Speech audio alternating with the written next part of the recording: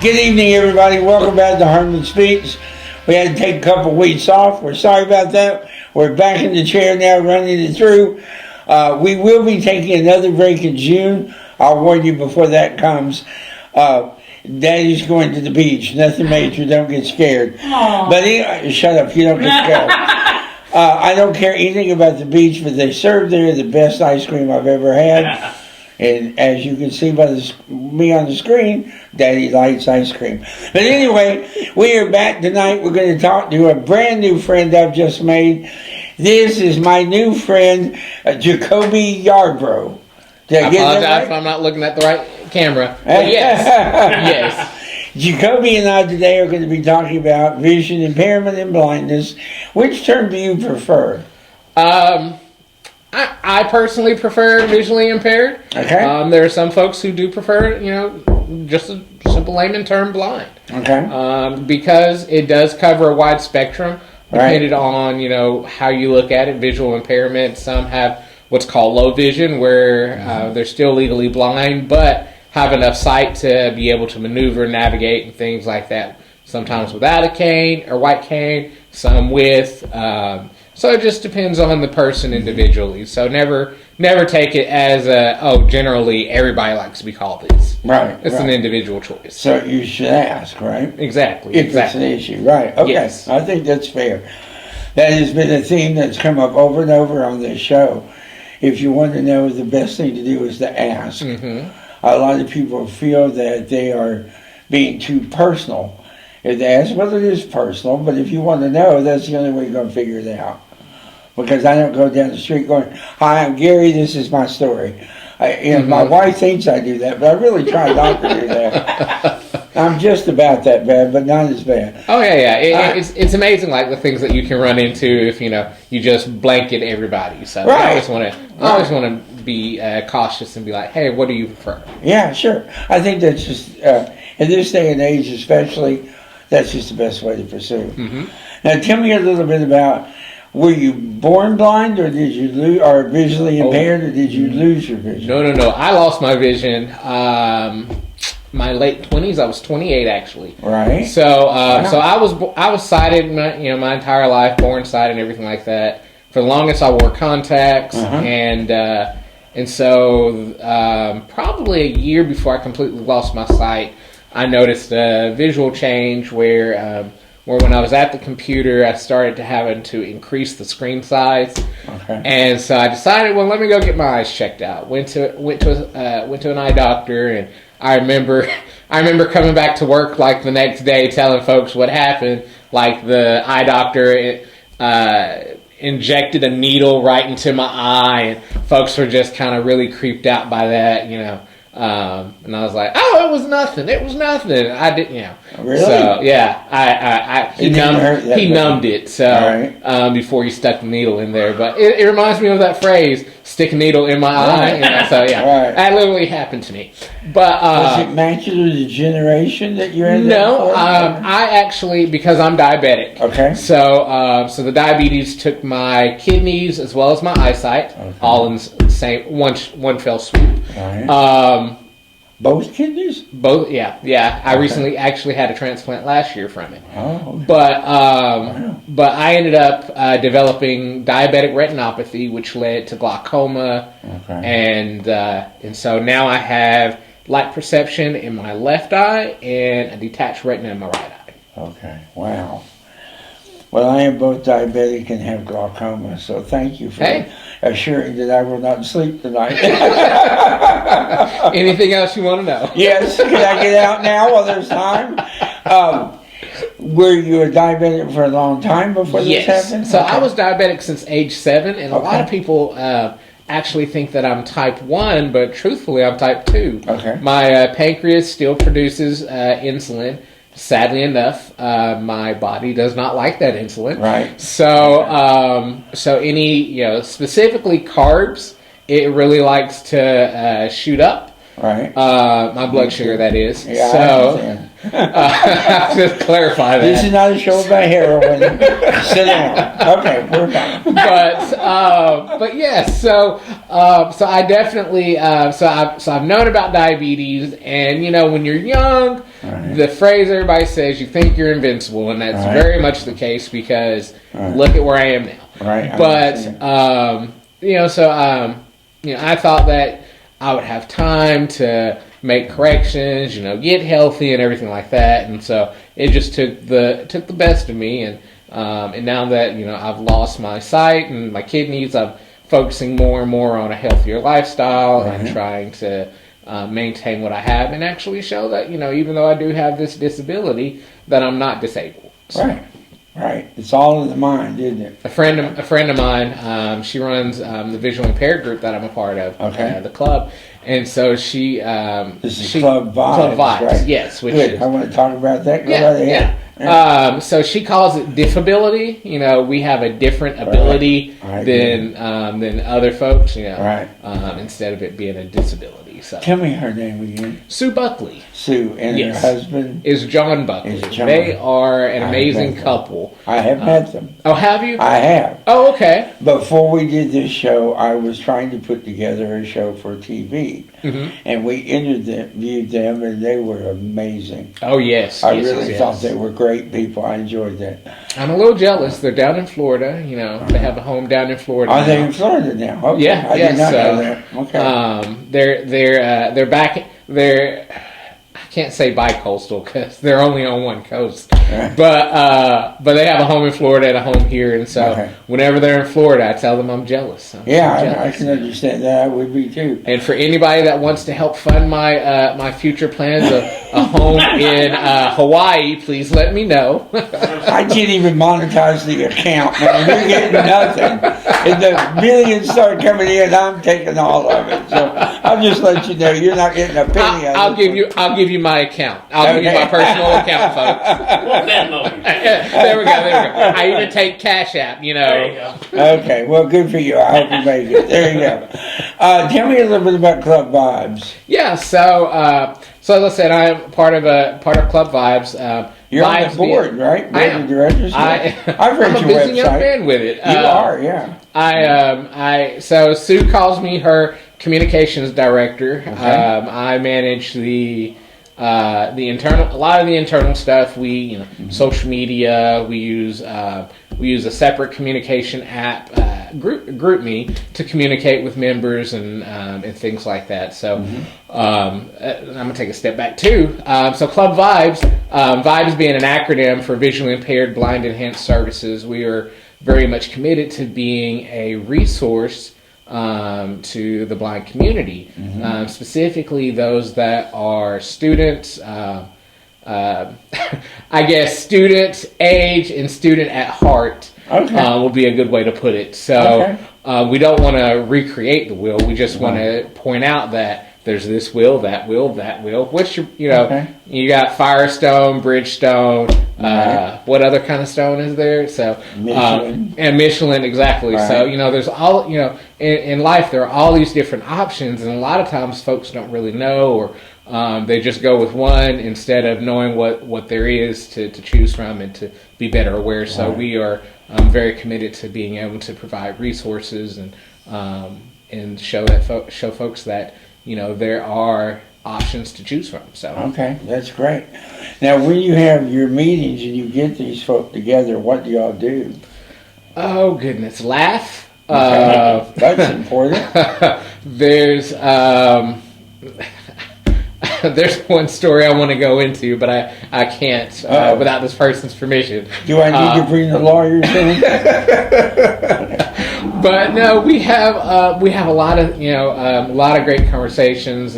Again, we talk about apps that are out there for visually impaired people to use to make life help create that independence, living independently as possible.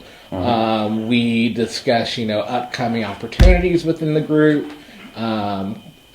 We do a lot of sporting activities like tandem bike riding. That's been one of the biggest things. We have a a sorority here in town that's actually a national sorority that works with the visually impaired and providing, and providing funds and things like that, fundraisers. So we work with a sorority called Delta Gamma, and so a lot of times they come out, they do walks with us, they've had trivia nights, helped us with movies, all kinds of activities that that a lot of people just don't really choose to involve themselves with, and so in return, we actually show them what it's like living as a blind person. So at the movies, one of the things that we've done is, so as we're watching the movie, and it's not described for us, so the Delta Gamma or DG would have to describe the film describe what's going on in the film. Right. So we teach them how that actually works, so that you're not just describing every little thing that goes on, but you're describing the key points, the quiet moments. So if you've got a group of 3 that are discussing, it would you would say, well, so and so is looking, Jacoby's looking straight at Gary and is talking, and Gary is nodding his head as Jacoby's talking. So it'd be things like that you wouldn't necessarily get if you were that you would get if you were sighted. So okay. So we do those things, as well as taking trips that are providing new experiences to those who have not had the opportunity, because a lot of blind people don't get the chance to really get out and see places or go visit these locations that are learning experiences. We've had the opportunity, due to a lot of fundraising and things like that, generous donors, things like that, to help us do that. One of the trips that we've had is to go to we went to St. Louis a couple years back. This is pre-pandemic, and attended the American Council of the Blind. They had their national convention in St. Louis. So we went there, took a bus, and we got a hotel room. And so in this hotel, you've got to learn where your room is. You want to know you got to have your skills down. Where the bathroom is. Where to properly put your stuff, so that way you're not tripping over it as you go in and out. And even back prior to that, you're wanting to make sure that you know how you're packing your bags, what to bring, and making sure that you have everything in the place that you need it to be. So it's the little things that everybody's learning in the process that maybe the outside may think that, oh man, it's just a trip, Yes, but it's more than that. It's learning these skills that a lot of people take for granted. That as somebody who might have been born blind has never had the opportunity to gain those experiences. So we do a lot of those things to help increase everybody's ability to move forward and be a productive member of society. Okay, great. All right, let's ask a couple practical questions. Oh goodness. Yeah. Yeah, okay, this is going to be scary. I don't know if I had enough fish for my brain yet. So. Well, I'm sure you're going to do fine. And besides, if you don't know the answer, we'll make one up. Don't worry. That works for me. All right. You'll never tell the difference, world. That's right. You're putting together something you want to wear that day. How do you know what goes together? Well, so there are apps that are out there that help you to distinguish colors. You can use that. A lot of times prior, you want to set your closet up so that way you know what is where. And the way, jeans, what type of jeans, blue jeans, black jeans, you put them in order. Khakis, dark, light, things like that. Shirts, you have your short sleeves, long sleeves, winter, spring. So your whole, my whole world is organized to an extent. That's amazing. So you want to do that, especially like labeling out your shoes, things like that. There's also little tags. I've used these before that I love these things. You can actually stick this little sticker to your clothing and you're actually able to wash the whole thing. And the neat thing about the sticker is there's this little pin that goes with it. And so you tap on the sticker and you can verbally record what item that is. And so every time you take that pen, you stick it to the sticker and it tells you what it is.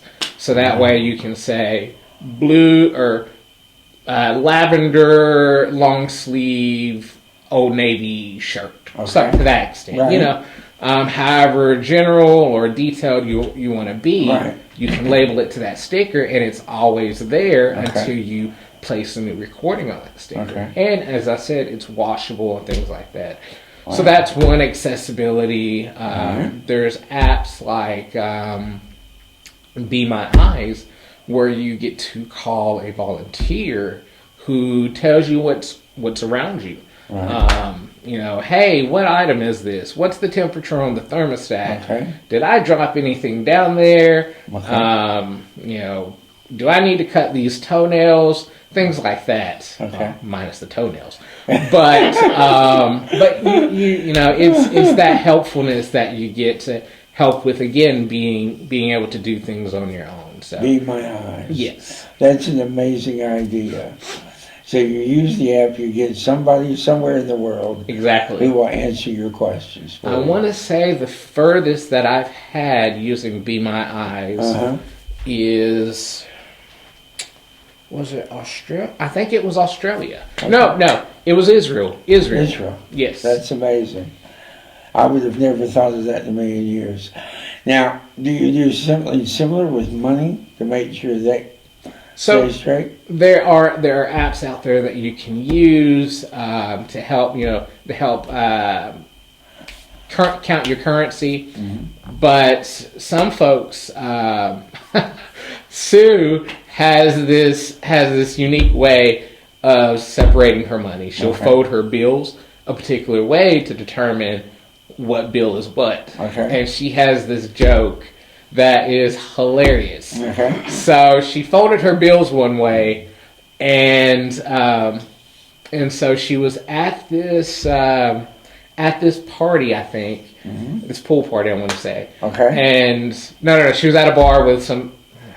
It sounds so bad. So she. This is why he's not in comedy, ladies and gentlemen. She was hanging out at a party. We'll say that. She was hanging out at a party. Got it. And this gentleman comes up and she's talking with him and so forth. And she's told him that, you know, she can tell the difference in her bills by sniffing it. So she had a friend of hers with her who, you know, she knew what she did, you know, how her bills went. So, you know, so Sue hands her wallet over to her and the lady hands her a bill. And so Sue has felt like where the crease is, and so she sniffs it. And she's like, "Oh, that's a 5," you know. And the guy is like, "Oh my God, is that real? What?"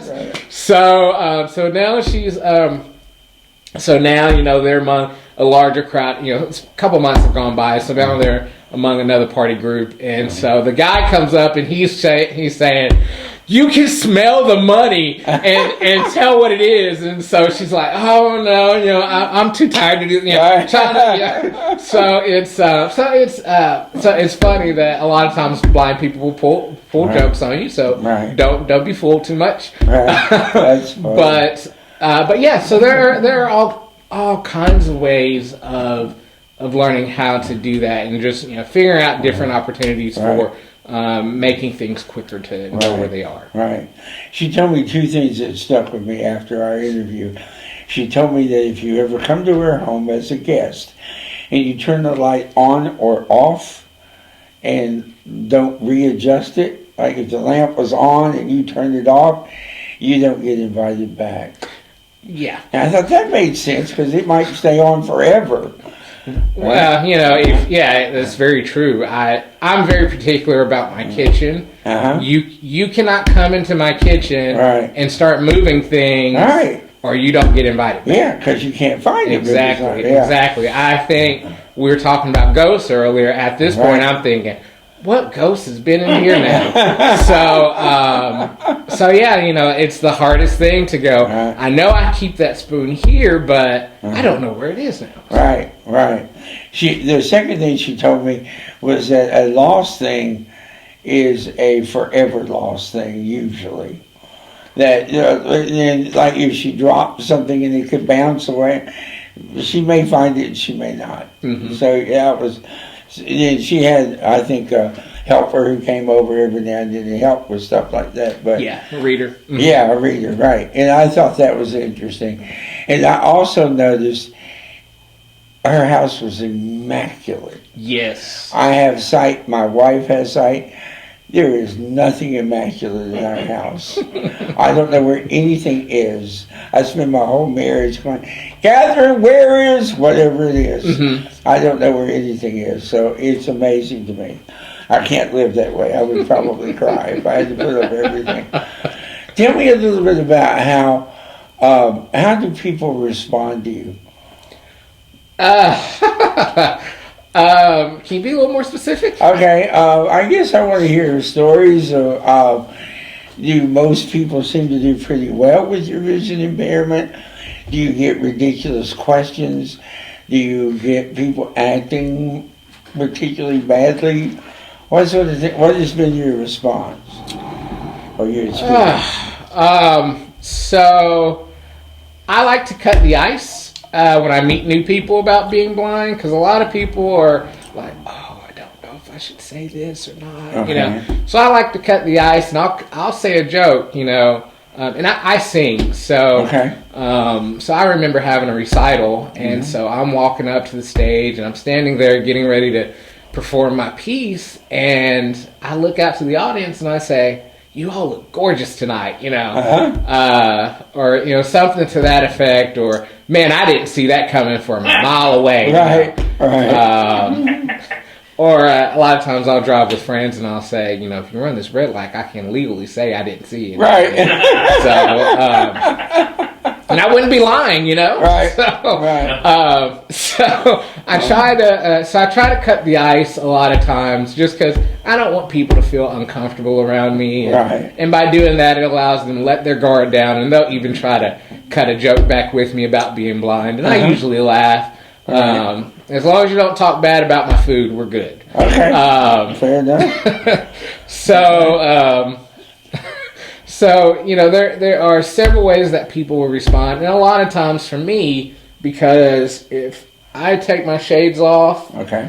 and I'm just looking at you, a lot of times people can't tell that, you know, I'm blind. They're just like, "Oh, I didn't even notice until you said something," you know. Right. I just have this blank, probably vacant look to my face from time to time. Mm-hmm. So a lot of times it's very interesting the different responses you get, and a lot of times people will try to change how they word specific things to you, like, "Did you see? Did you hear?" Yeah, it's like I'm still good with saying "see," you know. Right, It's a right. general term. It doesn't Right. mean that, you know. Yeah, I saw that. I'm a huge movie fan. Yeah, I went and Right. saw the movie. Blah blah blah. I'm not going to say, "Oh, I went and heard the movie." Right.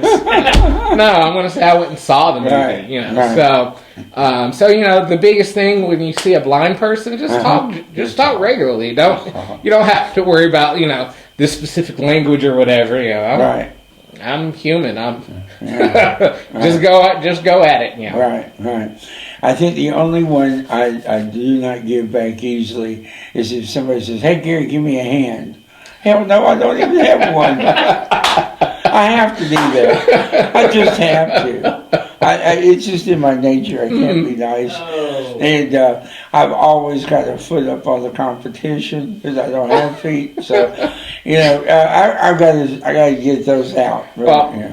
I know so this is for one of my apartments I moved into. Okay. I decided I was going to host a Halloween housewarming party. Right. So I decided for Halloween I was going to dress up as a blind date. Okay.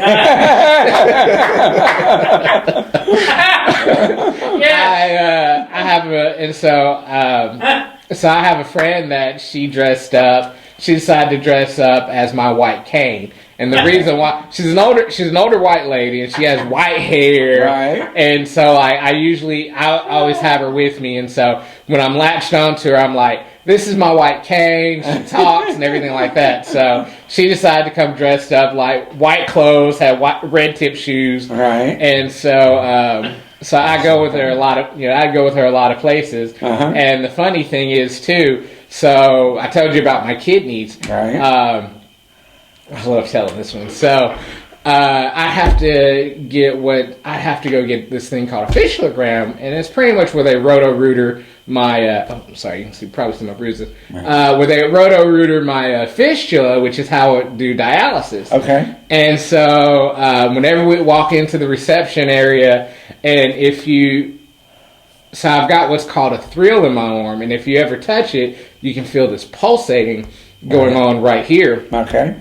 And so whenever I walk in there, I would say, all right, I'm here to get my vibrator checked out. And so she would have like, oh my, like this look. And so I always try to do things just to embarrass her. Sure. So that was always my favorite thing. Yeah, I'm here to get my vibrator checked out.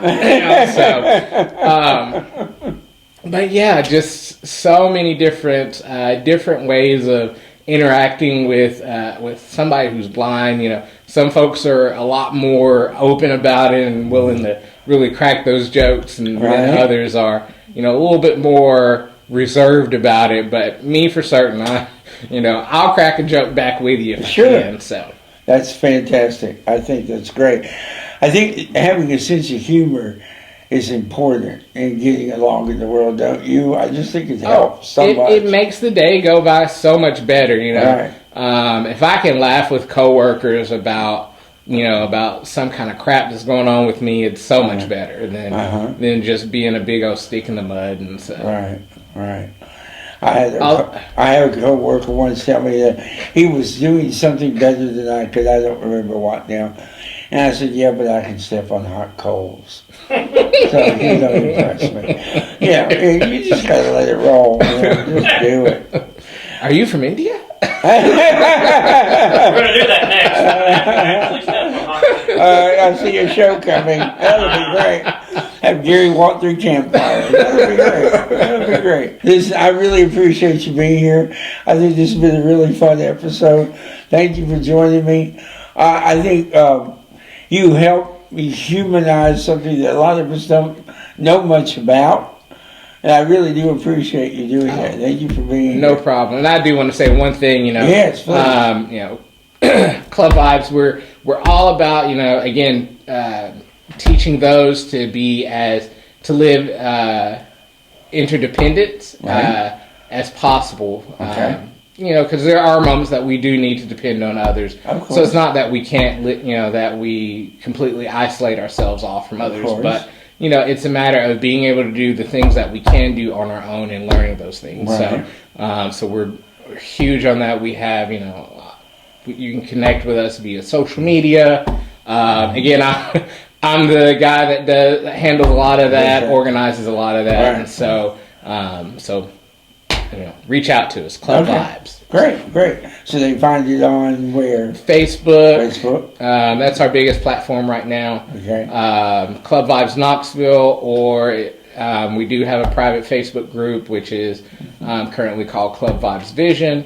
So reach out to us. We'd love to get to know more of our community. We're wanting to broaden our horizons and meet those who are out there and doing incredible things, because there are so many people that are visually impaired that are really out there changing the world. And speaking of which, what do you do for a living?